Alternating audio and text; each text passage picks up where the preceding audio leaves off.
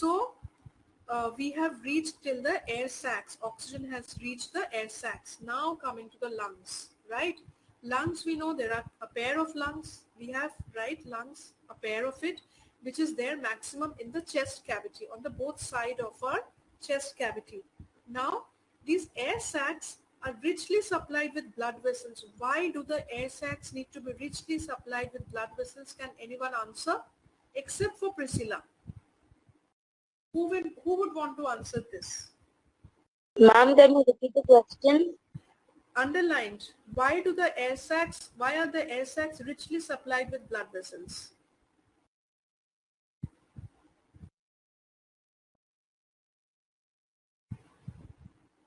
Ma'am? Yeah. I think because the carbon dioxide, ma'am, the carbon dioxide, when the oxygen reaches blood, enters the lungs through the blood, right? So I think that's why they Very need good. blood vessels. Very good. Excellent. Has everyone understood this concept? Because at the end of the day, everything is transferred into our body through blood. Everything will be carried by the blood. You know, the entire transportation system of our body is controlled by blood. Be it food, be it oxygen, be it nutrients, be it minerals, be it anything. So if the air sacs are filled with oxygen, who will carry this oxygenated oxygen to the heart or to the entire body? Blood. Correct? I'm sure all of you must have studied the circulatory system in details in your earlier classes. Yes, ma'am. So all of you are aware how the oxygenated and the deoxygenated blood works. That blood, chapter yeah. we learned in 5th class itself. Yes, it is, yeah, very primary thing. So blood is the most important thing for transportation. So air sacs are rich in blood vessels. What are these blood vessels? Very thin tube-like structures. When air enters the lungs, the blood takes in oxygen and gives out carbon dioxide and water. Okay, all right. Blood carries oxygen. Blood carries oxygen to all parts of the body from the lungs. Yes, you've studied about this in the circulatory system. When we exhale, now we are exhaling out whatever toxic waste material, whatever is prepared has been prepared. Now we are exhaling. So what are we exhaling? We are exhaling carbon dioxide rich air, which follows the reverse route, finally moving out through the nose as shown below. So it will now come from the alveoli, then bronchioles, lungs, bronchi, trachea, larynx, nasal cavity, nose and out. Now it will just go the reverse way. Is this clear to all?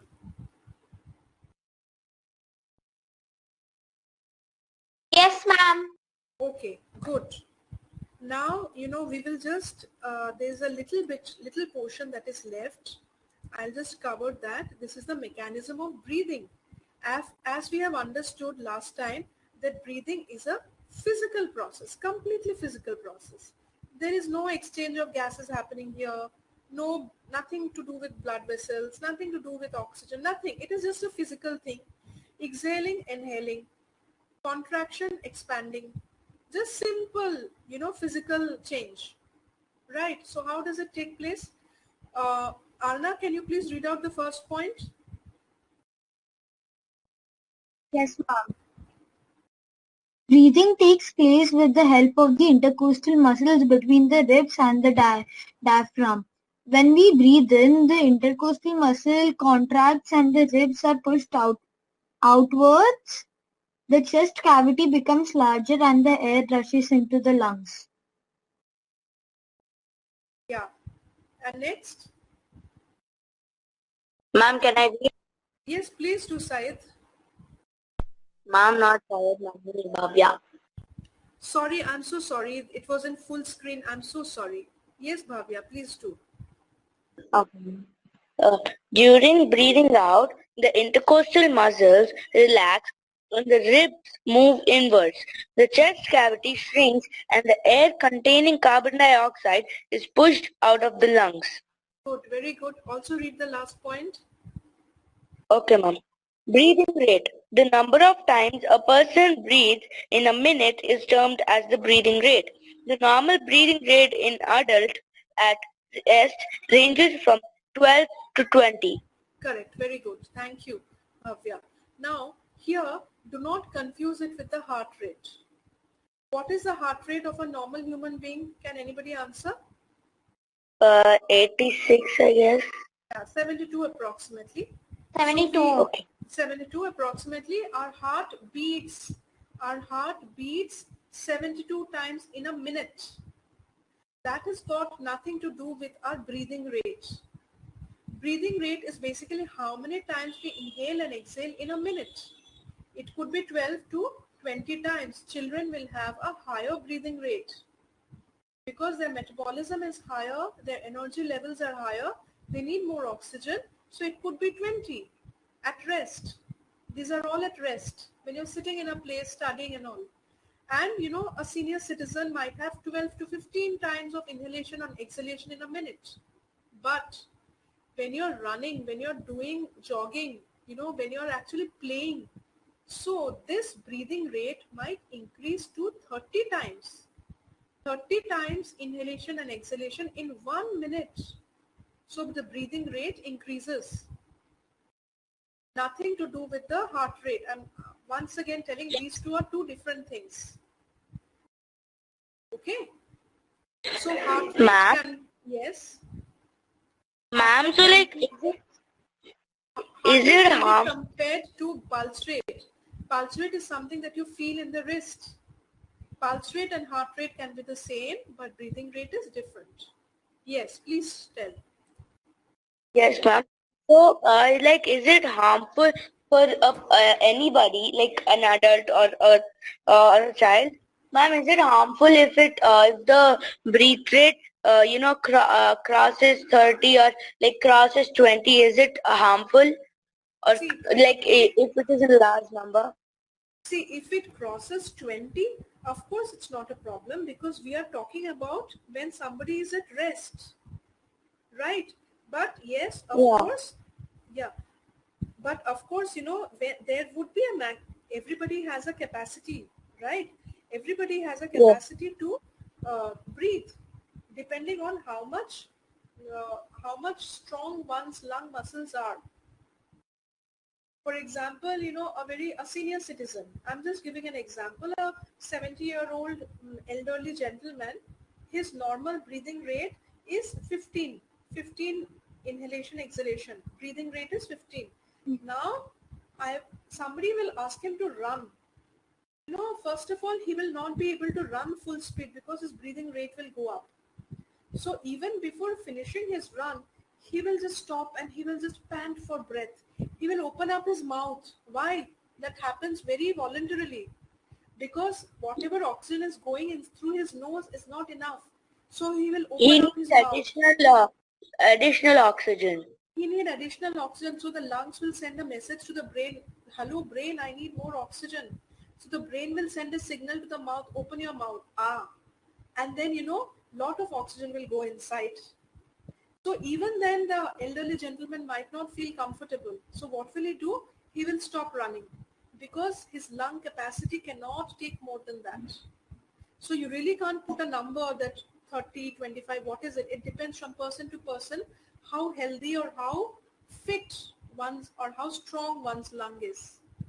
There are, you Ma'am, know, there are gentlemen, there are, you know, people who are 90 years old in Japan and they're running marathons, which even a 40 or a 50-year-old person will not be able to do. So it all depends from person to person how strong one's lung muscles are.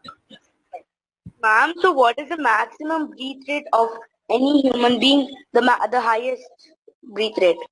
I think so when, you know, when at rest, I think so the maximum is 25. No, The ma'am, like max, not when he keeps when the person keeps moving, or when he plays or something. that's what I'm saying, you know, it all depends from person to person. right?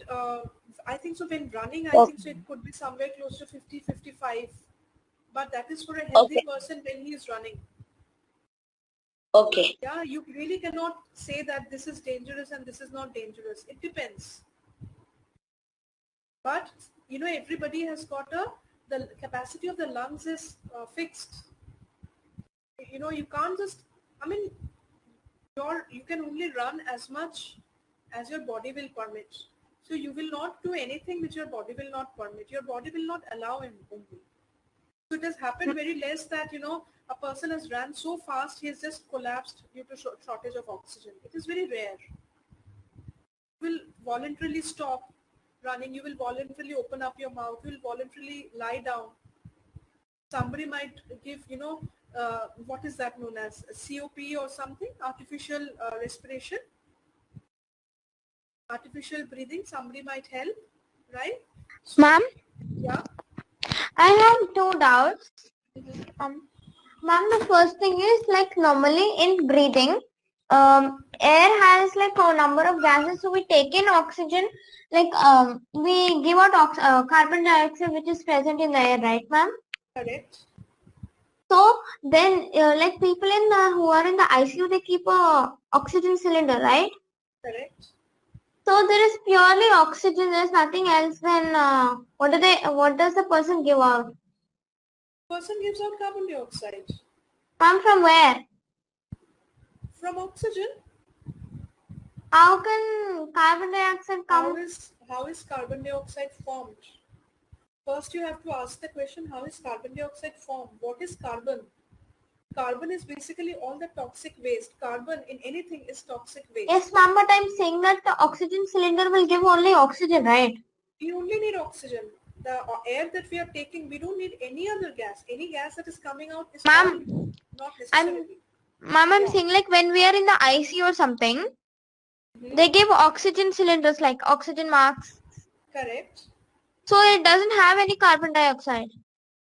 So we don't need any carbon dioxide. Okay, let me explain this process to you. Ma'am? So See like this. what do you give out? Because You give. automatically you exhale, right? So to exhale, that person has to exhale carbon dioxide. The person has to inhale only oxygen, nothing else. If see, even now, if you go in the village, in the remotest of mountains, you will only find oxygen. Oxygen is the purest form of air, right? They will only find oxygen. Oxygen is the only thing that we need. We don't need any other gas. Carbon is there Uh, inside. One second. Carbon is there present inside our body. See, when we are eating, all the toxic waste that's coming out, that is, you know, in the form of carbon molecules, right? So For that will example, combine with oxygen, ma'am. correct. That will combine with oxygen and form carbon dioxide and exhale out of the nostril. Okay, so even though we don't inhale, carbon dioxide is formed within the body. Yes, carbon dioxide is formed inside the body. Correct. So I hope this chapter is clear to all of you. Yeah. Yes, ma'am. I hope the class was interesting because to me, it was an interesting topic. Respiration was an interesting topic, and you know, we also discussed quite a few interesting things in and around that, right? So this was about it. Any doubts, any questions, please feel free to ask. We're done with the chapter. Okay? Is that clear? Is that okay with everyone? In case there are any doubts, in case there are any questions, please feel free to ask.